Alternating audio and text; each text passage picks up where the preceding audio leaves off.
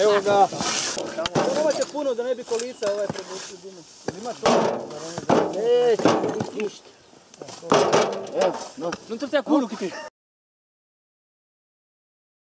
Radi 25 osoba, znači kroz Zavod za zapošljavanje, to su javni radovi. Trajanje javnih radova je 3 mjeseca, a mi ćemo se potruditi da, jer imamo želju, znači ovo sve napraviti u jedan lep počet, da još na 3 mjeseca produžimo. Nadamo se da ćemo tome uspjeti.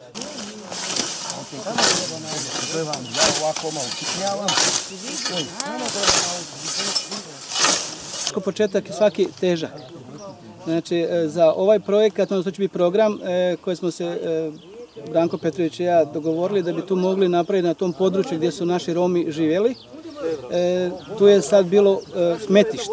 Mi smo to sa načelnikom gospodinom Balabanom, sa županom, odnosno dožupanom Kraljičkom i sa institutom dogovorili da bi tu mogli neke voćke postaviti.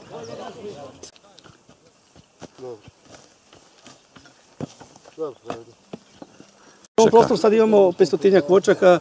Kad kažem 500-tinjak, moramo shvatiti da smo mi, kad smo dobili voćke od Poljoprivrednog instituta za voćarstvo Osijek, znači odjel za voćarstvo, onda smo dobili u vremenskom roku kad se sadi. No, zbog nekih nesuglasica koje smo imali, voćak je kasnije posađen i onda ne znamo koliko je voćaka, zapravo 99% voćaka je se primilo, a onda, kažem, govorimo o tom broju 500-tinjak. Znači, računamo da je tu cirka 500-tinjak i nešto voćaka.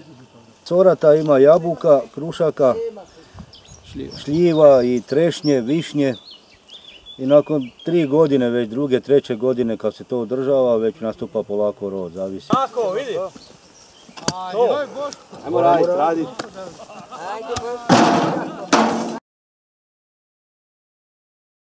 Sve u jednom zajedno dogovorimo se, jel? Svi napravimo to što treba. Nije tako teško. Dobro je. Radit se mora. Mislimo za budućnost naše djece i unučadi.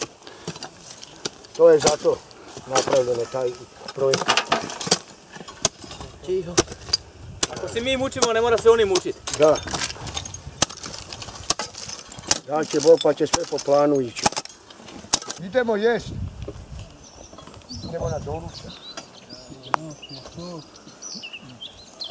Recimo je prijatno.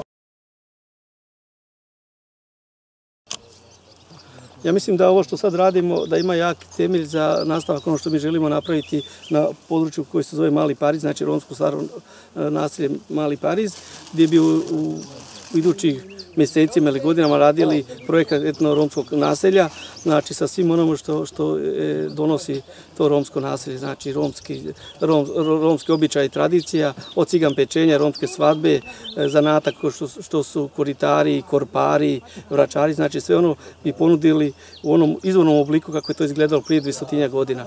Nadamo se da ćemo uz pomoć gospodina Baloga koji je idejni tvorac toga i uspjeti da to realiziramo.